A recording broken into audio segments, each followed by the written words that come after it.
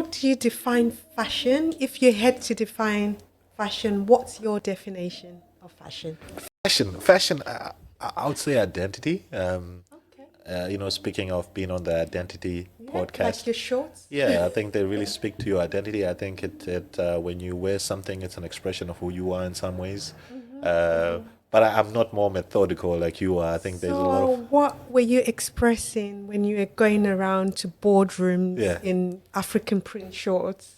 just the pride. I think very often than not, like I was saying earlier on, um, we I worked in mental health and I just realized pride is very very important. I think once you start to feel and put yourself in a position whereby you have a lot of conviction of who you are and what you bring to the table, and I believe I think the whole Africa is just the one place that has the wrong. I think a lot of people have a lot of wrong perceptions about, and it has implications on how people then sort of even its children, African children. I think there's that inherent assumption that we bring way less to the table, and that's very untrue because civilization, as we know, and quite a lot of the things that the world utilizes today come and hail from Africa.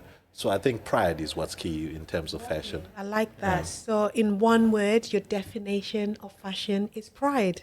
It's pride. Amazing. Yeah.